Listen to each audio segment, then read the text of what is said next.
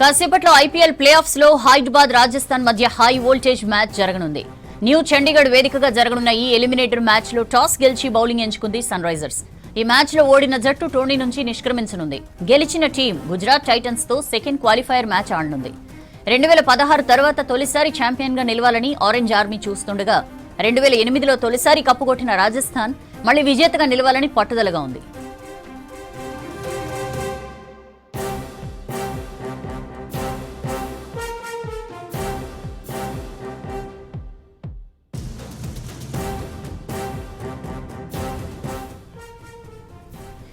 ఇక ఇవాళ జరిగే సన్ రైజర్స్ రాజస్థాన్ మ్యాచ్ పై డీటెయిల్స్ తెలుసుకుందాం. అనిల్ మనతో లైవ్ లో జాయిన్ అవుతున్నారు. అనిల్, ఈ హై వోల్టేజ్ మ్యాచ్ కి ఫ్యాన్స్ రెస్పాన్స్ ఎలా ఉంది? ఏంటి జట్ల బలబలాలు?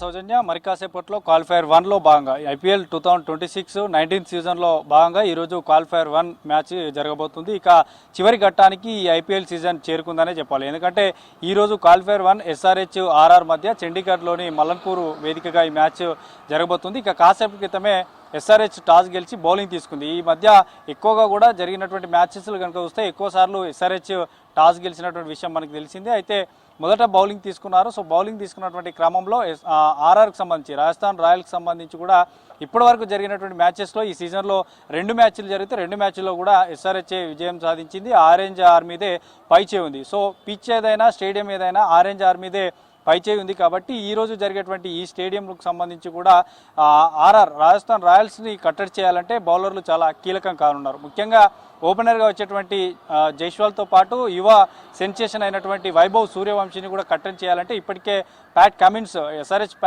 కెప్టెన్ ప్యాట్ కమిన్స్ కూడా చెప్పాడు. 3 సంబంధించిన వారు ఒక 3 సూత్రాలను 3 ఇంప్లిమెంట్ చేసేటువంటి పెట్టారు. మొదటగా ప్లాన్ ఏ ఇంప్లిమెంట్ చేస్తాము, అది సక్సెస్ కాకపోతే ప్లాన్ బి ఇంప్లిమెంట్ చేస్తాము, అది సక్సెస్ కనుక కాకపోతే ప్లాన్ సిని సక్సెస్ చేస్తాం. సో 3 ఇంప్లిమెంట్లు మేము అప్లై చేయబోతున్నాం. ఎందుకంటే ఒక బౌలర్గా బ్యాట్స్మెన్ ఎలా కట్టడి చేయాలనేటువంటి విషయాలను నేను గుర్తించాను.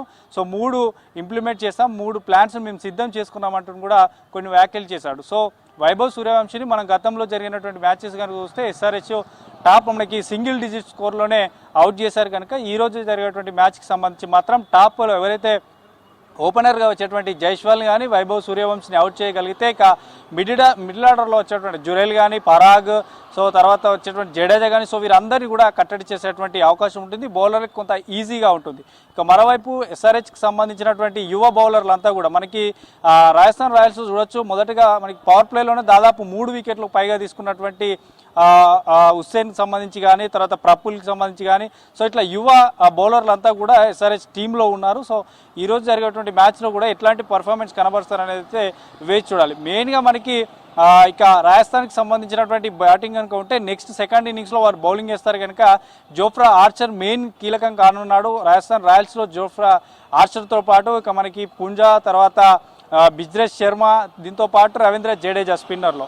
సో ఇందులో మెయిన్గా ఆర్చర్ని ఒకరిని టార్గెట్ చేస్తే సరిపోతుంది. అతనికి సంబంధించి పవర్ ప్లే వరకు వికెట్ పోకుండా ఆడి ఎక్కువ స్కోర్ చేయగలిగితే ఖచ్చితంగా క్వాలిఫైర్ 1లో గెలిచి క్వాలిఫైర్ 2కి ఎంటర్ అయ్యేటువంటి అవకాశం ఉంటుంది. ఇక ఈరోజు క్వాలిఫైర్ 1లో భాగంగా మాత్రం ఏ టీంని ఎవరిని వరిస్తుందో, ఏ టీం ఎంటర్ అవుతుంది క్వాలిఫైర్ 2కి, ఏ టీము ఈ టీం అంటే ఈ సీజన్ నుంచి నిష్క్రమిస్తుంది, అంటే ఈ ఇంటిదారి పట్టనుంది అనేది అయితే వేచి చూడాల్సి ఉంది. ఇక టాస్ గెలిచినటువంటి ఎస్ఆర్హెచ్ మాత్రం కాసేపట్లో బౌలింగ్ దిగనున్నది. అటు Pat Cummins and Nitish Kumar Reddy, ప్రఫుల్స్ అండ్ హుస్సేన్, సో ఇట్లాంటి యువ ఫేసర్లతో బరిలోకి దిగనున్నటువంటి ఎస్ఆర్హెచ్కు మాత్రం ఇదొక మంచి అవకాశం. ఎందుకంటే టాస్ గెలిచిరు కాబట్టి వారి యొక్క నిర్ణయం అనేది వారి యొక్క బౌలింగ్ పైన ఆధారపడి ఉంటుంది. కాబట్టి ఇక బ్యాటింగ్ సంబంధించి కూడా సెకండ్ ఇన్నింగ్స్ రాబోతున్నటువంటి టీం కాబట్టి అటు Travis Head and Abhishek Sharma and Heinrich క్లాసెన్తో పాటు ఇటు నితీష్ కుమార్ రెడ్డి, సో ఇట్లా ఈశాన్ కిషాన్ కూడా చూడొచ్చు. మన గత మ్యాచెస్లో చాలా వరకు కూడా రన్స్ చేసినటువంటి ఊపు మీద ఉన్నాడు. ఎందుకంటే